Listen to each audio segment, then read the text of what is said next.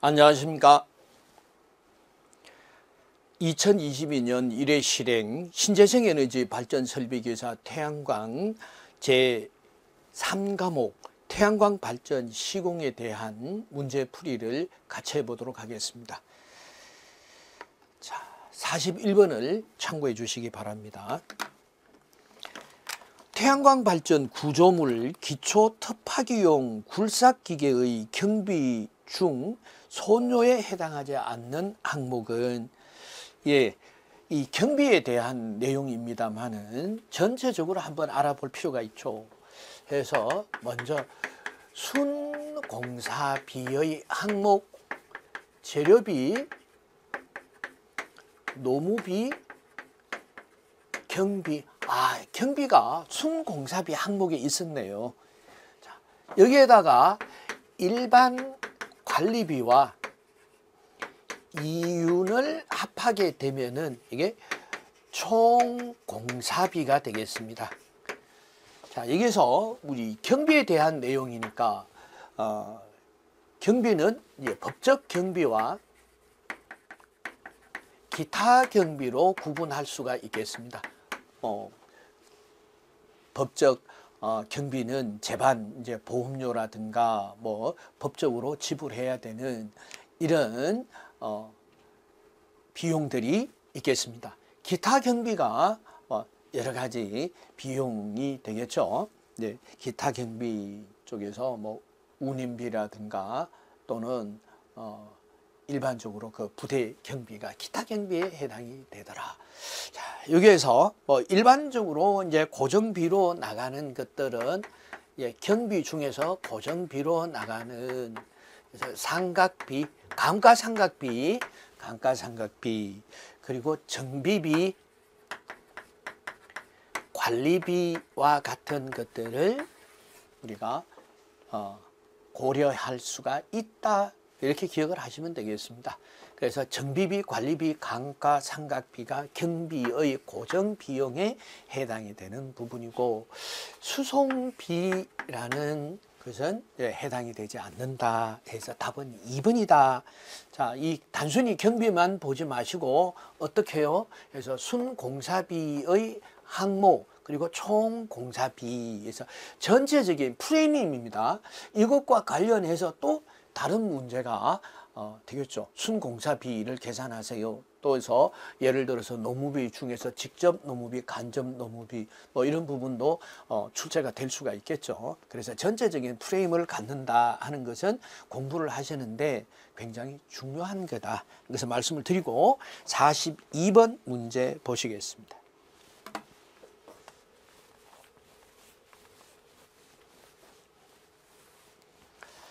총 설비 용량이 80kW, 수용률이 75%, 부하율이 80%인 수용가의 평균 전력은요. 사실 42번 문제가 적응이 잘 되지 않는 문제일 수가 있습니다. 자, 평균 전력을 이러한 제시한 수치를 가지고 어떻게 구할 수 있을까? 네. 그런데 이 부하율에 대해서 알아보도록 하겠습니다. 부하율이 바로 평균 전력을 최대 전력으로 나눈 것이 부하율이다. 자, 여기서 평균 전력을 구할 수 있네요. 따라서 평균 전력은요, 부하율 곱하기 최대 전력인데 이 최대 전력은 설비 용량 곱하기 수용률로 구할 수 있습니다. 이게 최대 전력이에요. 전력이더라. 이제 나올 수 있는 이 항목들은 다 나왔죠. 그럼 부하율은요 0.8이네요. 그리고 설비 용량은요 80kW네요. 80kW예요. 그리고 수용률은요 0.75네요. 자, 이렇게 계산을 하니까 48kW가 나오더라. 그래서 답은 4번이 답이 되겠습니다. 다음 43번 문제 보시겠습니다.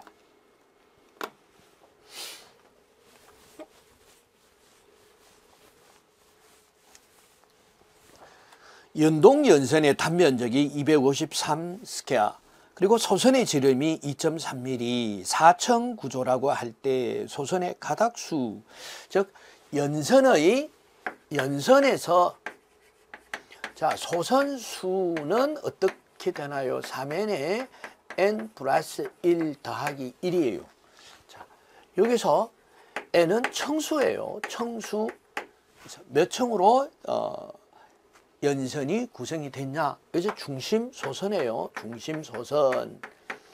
자, 연선을 구성을 하는 데 있어서 중심 소선을 중심으로 해서 같은 규격의 소선을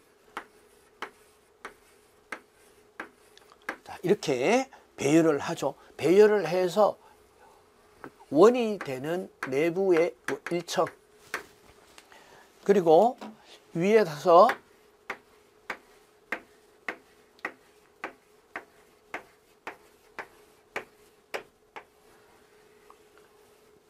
2층이 되겠습니다.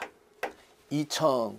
물론 이 식에서 자 4층 구조다 했으니까 3 곱하기 4에 4 더하기 1 더하기 1은요 해서 4층 구조니까 61개, 61층 또는 61본. 자, 이렇게 해서 간단하게 구할 수가 있습니다만은 갑자기 식이 생각이 나지 않을 수가 있어요. 그래서 1층은 7. 그래서 하나, 둘, 셋, 넷, 다섯, 여섯, 일곱 이렇게 되죠. 주위에 6이 되고 2층은 19번, 3층은 37번, 4층은 61. 자, 이렇게 청수를 기억을 하는 것도 하나의 방법이 되고, 자, 이렇게 소선수를 알아봤으니까 이제 뭐가 시험에 나올 수 있어요? 연선의 지름 D를 구하라라는 것이 나올 수 있습니다. D는 2n 더하기 1에 D, 이거 소선의 지름. 그래서 지름도 같이 한번 기억을 해주시면 좋겠습니다. 다음 43번은 3번 61본, 61가다겠죠. 그럼 44번 문제 보시겠습니다.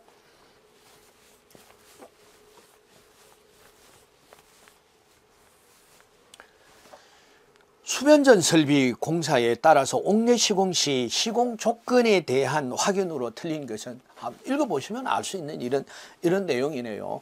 자, 본번 기기 주위의 유지 관리 공간을 확인해야 된다. 맞습니다.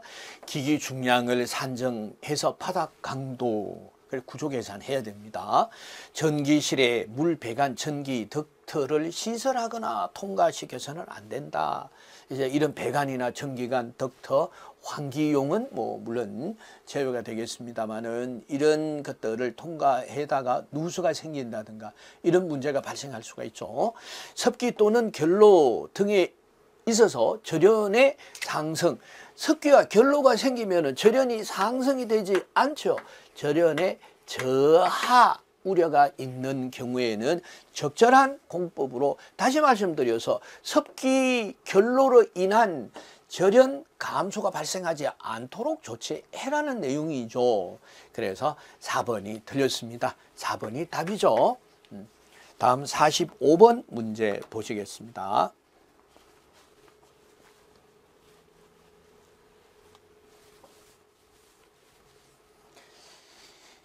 자, 볼트 접합 및 핀 연결에 따른 볼트 조임에 관한 일반 사항으로 틀린 것은, 천천히 읽어보시면 알 수 있는 이런 내용입니다. 자, 보시겠습니다. 와셔는 볼트 머리와 너트에 평행하게 놓아야 한다.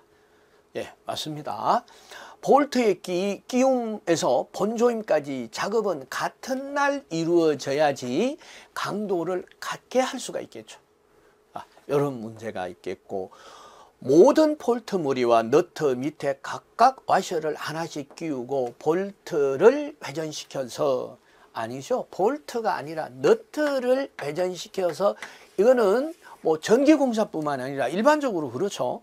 이 너트를 회전시켜서 고정을 하지, 볼트를 회전시켜서 고정을 하지 않죠. 그래서 이제 이런 렌치를 이용을 해서 정확하게 정확한 광도로 조임을 하고 있습니다. 볼트의 조임 자금 시 조임은 원칙적으로 가무나 결로의 습한 상태에서 조임을 하지 않습니다. 왜? 그래서 녹이 발생할 수가 있으니까. 그래서 답은 3번이 답이었습니다. 자, 46번 문제 보시겠습니다.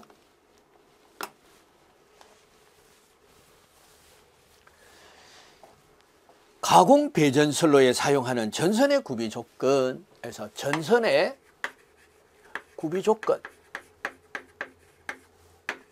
첫 번째는 도전율이 좋아야 한다. 두 번째, 가공 전선로니까 비중이 작아야 한다. 세 번째는 기계적 강도죠. 기계적 강도, 인장 강도가 커야 한다.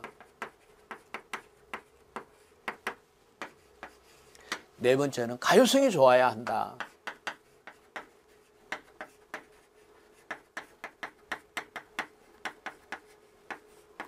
다섯 번째는 경제성이죠. 경제성, 뭐 이런 부분들을 들 수가 있겠습니다. 자, 그래서 보시면은 1번 가공이 쉬울 것, 가효성이 좋아야 한다.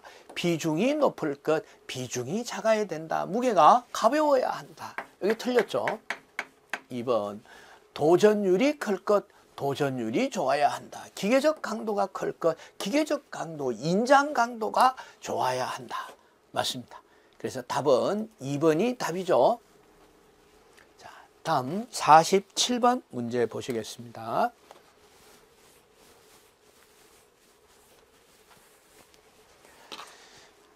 한국전기설비 규정에 따라서 접지극은 동결 깊이를 감안하여 시설하되 고압 이상의 전기설비 변압기 중성점 접지에 의하여 시설하는 접지극의 매설 깊이는 지표면에서 0.75m로 한다라는 것이 이제 접지 시공이죠. 단 이 강관주 바로 아래에 시공을 할 경우에는 0.3m의 시공을 하고, 자, 이 강관주 바로 아래 0.3m에 시공할 수 없을 때는 금속 구조물로부터 강관주로부터 1m 이격해서 설치합니다. 그리고 세 번째, 지하 0.75m부터 지상 2m까지 절연 보호관을 설치해야 되겠습니다. 절연 보호관이니까 이것은 이제 합성수지나 합성수지관 등을 사용을 할 수가 있겠죠. 네. 그래서 중요한 접지 시공에 대한 세 가지, 매설 깊이죠. 그리고 강관주 바로 아래 매설할 때 0.3m로 매설할 수 없을 때는 강관주와 1m 이격을 해야 되고, 지하 0.75에서 지상 2m까지는 절연 보호관으로 보호를 해야 된다라는 것이 있었습니다. 그래서 47번은 1번 0.75m가 답이 되겠습니다. 다음 48번 문제 보시겠습니다.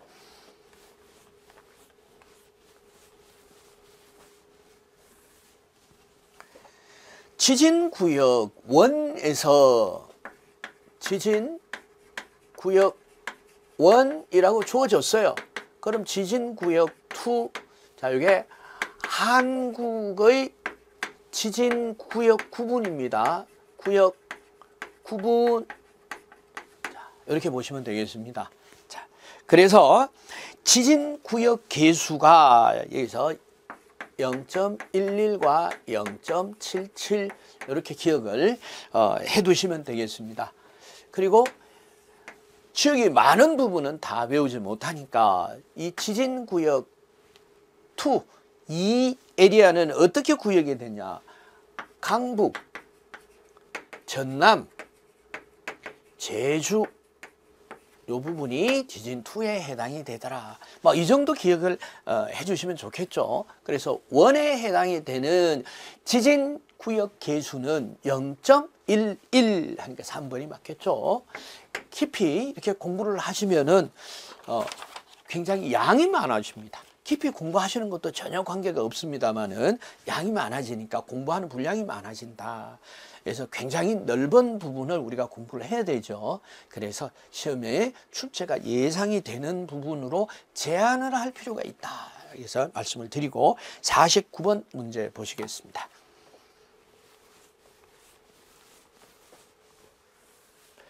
자, 브릿지 정류회로. 브릿지 정류회로는 자, 회로만 잠시 보시겠습니다.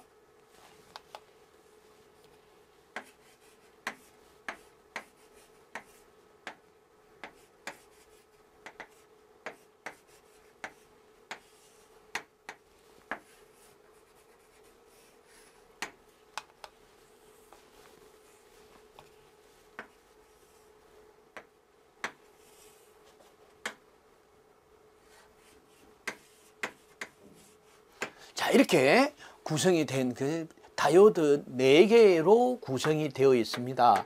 구성이 되어 있어서 다이오드의 같은 극을 묶어서 부하에 연결을 하면 되죠. 마이너스 극을 묶어서 부하로, 플러스 극을 묶어서 부하로 연결을 한 것을 브릿지 전파 정류 회로라고 합니다. 그래서 다이오드가 4개로 이루어져 있습니다. 자, 참고로 단상 반파 정류 회로와 전파 정류 회로요. 삼상 반파 정류 회로와 전파 정류 회로에서의 다이오드의 숫자가 몇 개가 되냐? 1개, 2개, 3개, 6개라는 것을 같이 기억을 해 주시고 어차피 다이오드 숫자를 알았으니까 맥동 주파수는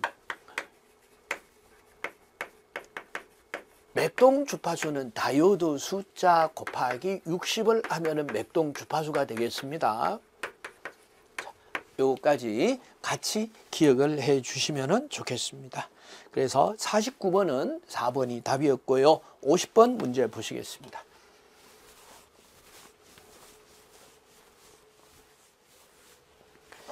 한국전기설비 규정에서 수평 트레이에 다심 케이블을 포설할 경우에 벽면과의 이격거리, 벽면과 여기 이격거리예요.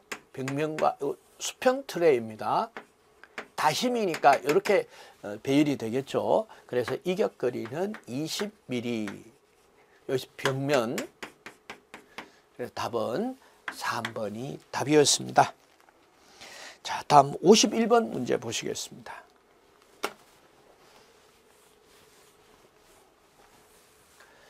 PN 접합 다이오드의 순방향 바이어스 전압을 인가할 때 설명으로 옳은 것은 순방향 바이어스에서 다이오드의 극성과 같은 전원을 연결한다는 얘기죠. PN에서 양극의 플러스 전원을 음극의 마이너스 전원을 인가하게 되면은 전류가 흘러서 불이 온다 하는 게 되겠습니다. 자, 그래서 순방향 바이오스가 되면은 전류가 크게 흐른다. 그럼 저항은요 작아진다라는 거 기억을 하시고 커패시턴스의 용량은 커진다 하는 거 같이 기억을 해 주시면 좋겠습니다. 커패시턴스가 커진다 맞습니다. 내부 전개가 강해진다. 그래서 내부 전개가 약해진다. 왜? 전류가 잘 흘러야 되니까 전위 장벽이 낮아진다. 공간 전하 영역 폭도 좁아져서 전류가 잘 흐를 수 있는 조건이 만들어져야 된다. 보시면 되겠습니다. 그래서 51번은 1번이 답이었습니다. 52번 문제 보시겠습니다.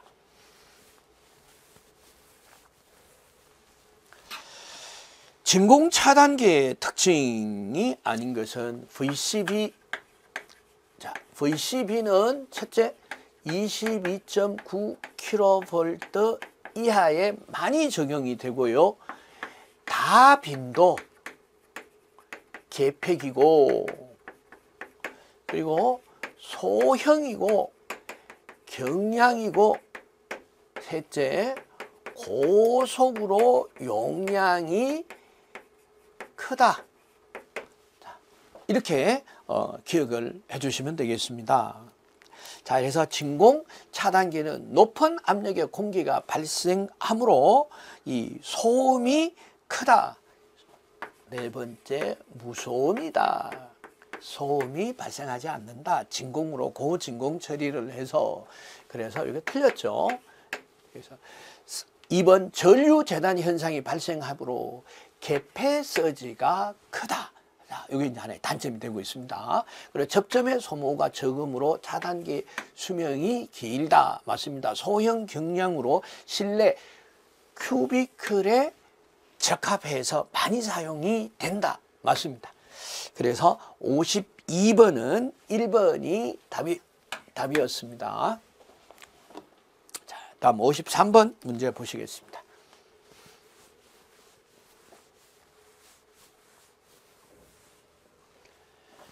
전압계가 일반적으로 가지고 있는 특성은요. 그래서 전압계는요. 보겠습니다.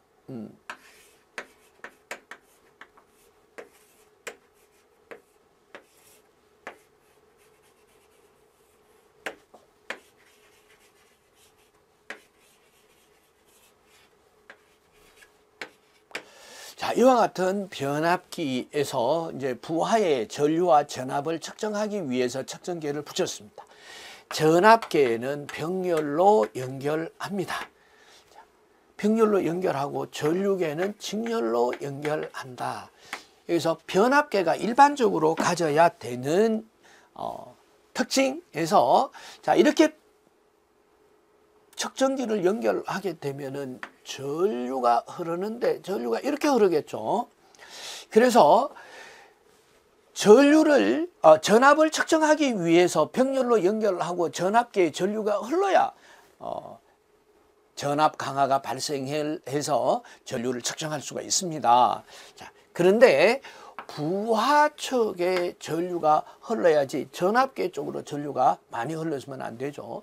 그래서 이 전류계 쪽으로 흐르는 전류는 작아야 한다. 그렇다면은 이 전압계로 흐르는 전류는 작아야 되니까 전압계의 내부 저항은 커야 한다. 그래야 전류가 작게 흐르죠. 그래서 전류는 부하 쪽으로 흘러야지 전압계 쪽에 많은 전류가 흐르면은 전압계가 소선이 된다든가 뭐 부하 전류가 부하 쪽으로 작게 흘러서 부하가 작아지는 이런 경우가 발생을 하겠죠. 그래서 전압계가 일반적으로 가지고 있어야 하는 특징은 높은 내부 저항이 되겠습니다. 내부 저항이 가지고 있어야 전압계 쪽으로 많은 전류가 흐르지 않아서 안정된 전압 측정이 가능하겠습니다. 자, 53번은 2번이 답이었습니다. 다음 54번 문제 보시겠습니다.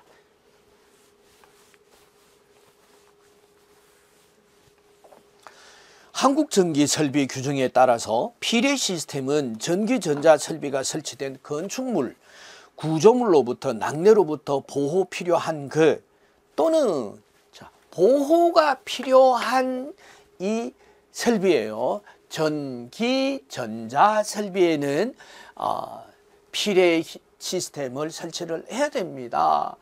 그렇고 또 지상에서 높이 몇 메타 이상이 되는 데는 무조건 설치를 해야 돼요. 그 기준이 얼마가 되느냐? 20m죠. 그래서 20m 이상이 되는 건축물이나 이 공작물이라든가 이러한 곳은 피뢰침을 설치해야 된다. 피뢰 시스템을 설치해야 됩니다. 피뢰 시스템인 얘기가 나왔으니까 외부 피뢰 시스템의 구조만 알아보고 가겠습니다. 그래서 수레부 시스템, 인하 도선 시스템, 그리고 접지 시스템 세 부분으로 구분이 되며 수레부 시스템은 돌침형, 그리고 수평 도체, 그리고 메시형 도체를 사용을 하고 있습니다. 이 정도 기본으로 한번 보시고 넘어가도록 하겠습니다. 다음 54번은 3번이 답이었고요. 55번 문제 보시겠습니다.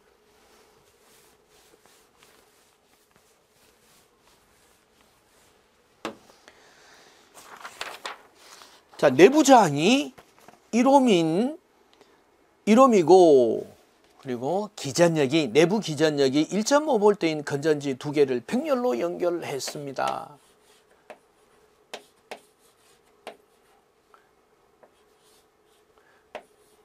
자, 이렇게 병렬로 연결하고 부하가 연결이 됐습니다. 1.5V 내부 저항 1옴 같이 연결이 됐습니다. 외부 회로에 흐르는 전류의 크기는 이 전류의 크기를 구하세요. 그래서 부하장은 2.5옴을 연결했습니다.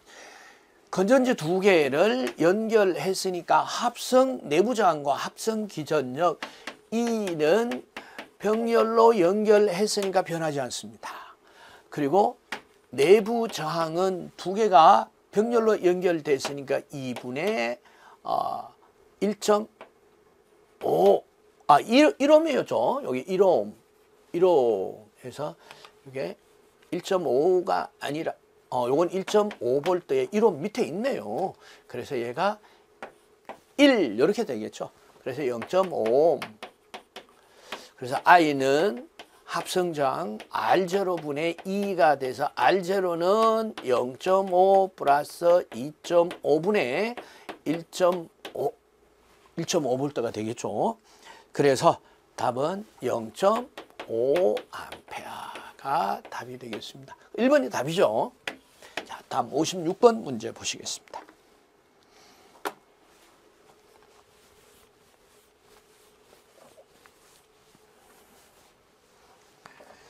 자, 신전원 설비공사 KCS 316030에 따라 설치하는 태양광 발전용 파워 컨디셔너에 대한 설명으로 틀린 것을 찾으세요. 잘 읽어보시면 돼요. 상세사항 설계도 공사 시방서에 따른다. 이건 당연한 내용이에요. 설계서에 다 구체적으로 표현할 수 없는 이 재료나 시공 방법에 대한 것은 공사 시방서가 있으며, 공사 시방서는 표준 시방서 그리고 공사 시방서 등이 있죠. 태양전지 출력을 감시 등에 의해 자동 운전이 가능해야 된다. 맞습니다.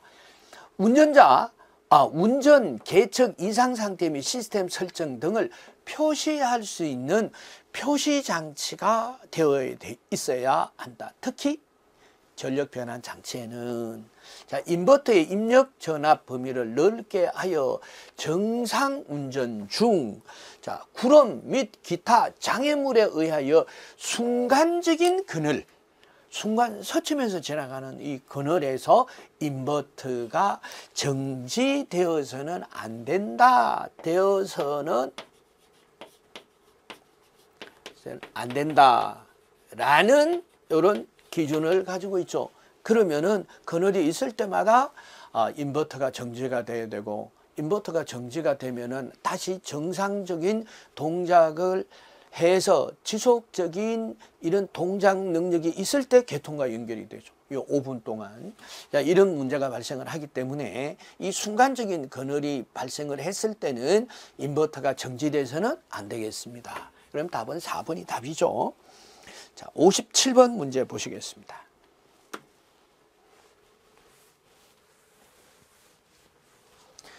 전기사업법령에 따른 사용전 검사 신청서 처리 절차는 사용전 검사예요.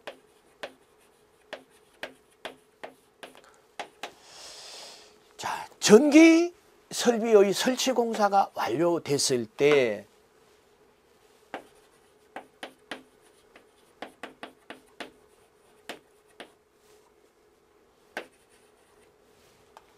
그래서 설치 공사가 완료 후 그래서 전기안전공사에 신청을 하죠. 전기안전공사에 뭐를 사용전 검사 신청을 하게 됩니다. 그렇게 되면은 사용전 검사에서 어떤 검사를 하게 되나요? 그래서 전기 자, 여기서 뭐 KC 규정을 준수 여부가 되겠죠. KC 규정에 따라서 이제 설치가 되었느냐 하는 것을 보겠죠. 자, 그럴 때 그래서 첨부해야 되는 서류는 신청을 할 때 첨부해야 되는 일반적인 서류는 뭐냐? 그래서 전기안전관리자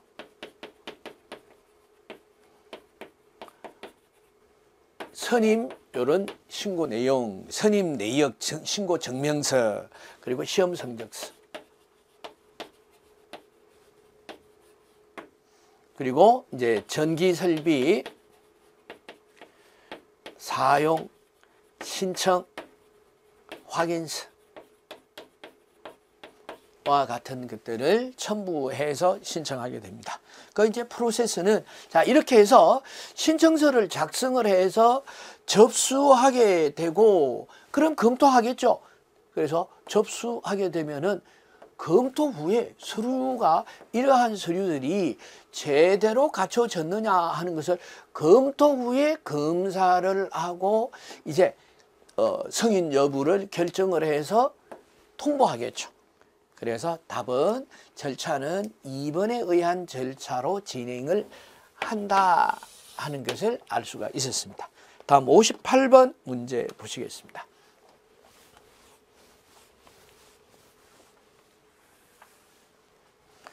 한국전기설비 규정에 따라서 태양광 발전 모듈에 접속하는 부하처그 전로를 옥내에 시설할 경우에 적용할 수 있는 금속관 공사에 있어서 금속관을 콘크리트에 매입을 할 경우에 그 두께, 그래서 콘크리트에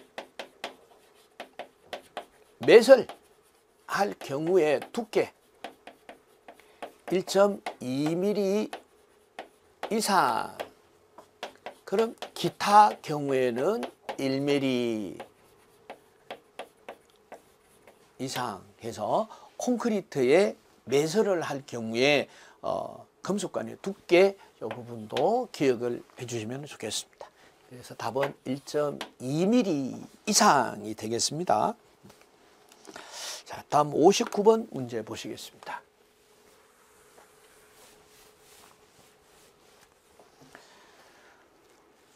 직류송전 방식과 비교했을 때 교류송전 방식의 장점이 아닌 것은, 그럼 교류송전 방식의 장점을 아시면 되겠죠. 그래서 교류송전 방식에서의 장점 첫 번째 보시면은 교류송전 방식은 성압과 강압이 용이하다. 뭐에 의해서? 변압기에 의해서 성압과 강압이 용이하고 회전 자계를 쉽게 얻을 수 있다. 유도 전동기에서 아주 중요하죠. 그래서 계좌에 삼상평형 교류 전원을 인가하게 되면은 마치 자극을 가지고 돌려주는 것과 같은 회전 자기장이 만들어지기 때문에 이 전기자는 권선이 없더라도 유도 전류에 의해서 유도가 되어서 바로 이 회전 자기장을 따라서 회전할 수가 있다. 세 번째, 계통의 일관된 운용이 가능하다. 이런 교류의 장점이 있었죠. 그럼 직류의 장점을 한번 알아보도록 하겠습니다. 직류 송전의 장점은 첫 번째가 절연의 등급을 낮출 수 있다.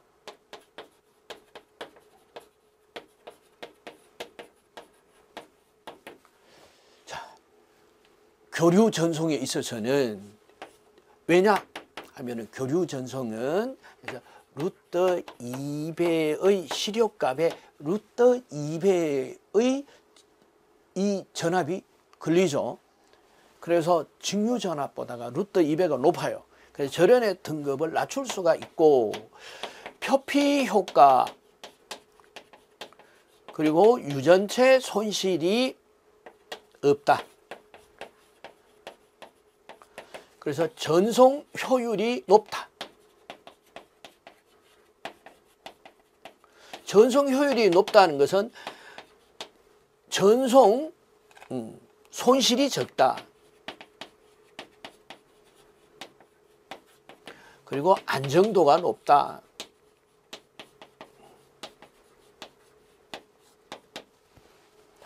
그리고 서로 다른 주파수의 연계가 용이하다. 뭐 등 해서 여러 가지 장점이 있을 수 있습니다.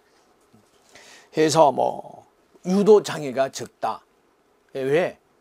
직류는 주파수가 제로이기 때문에. 자, 이렇게 볼 수가 있었습니다. 자, 이제 문제를 보시면은 교류 송전 방식의 장점이 아닌 것은, 그래서 안정도가 높다.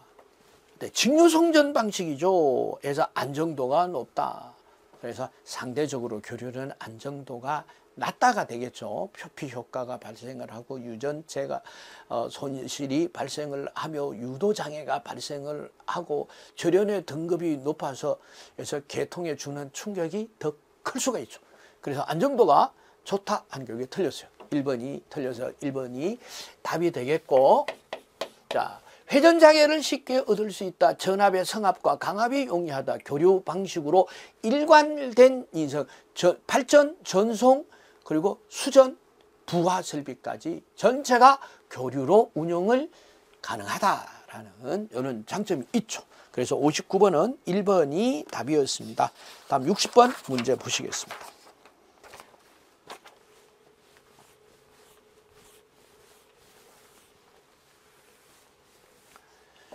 자, 계기용 변성기, 계기용 변성기 또는 계기용 변압기, PT가 되겠습니다. 변압기에 따라서 배전반용으로 사용되는 계기용 변성기 계급은 어떻게 되나요? 해서 0.5급, 1.0급, 그리고 3.0급, 이렇게 세 가지로 구분을 하고 세 가지 기억을 하시면 되겠습니다. 이거 정밀 측정, 일반용, 배전 반용. 자, 이렇게 기억을 하시면 되겠습니다. 그래서 계기용 변성기가 배전 반용으로 사용을 하고 있다라고 했으니까 답은 3.0급. 자, 이렇게 해서 60번은 3번이 답이었죠. 자, 이상으로 2022년 1회차 신재생 에너지 발전 설비 기사 태양광 2교시 태양광 발전 설계에 대한 문제 풀이를 마치도록 하겠습니다. 감사합니다.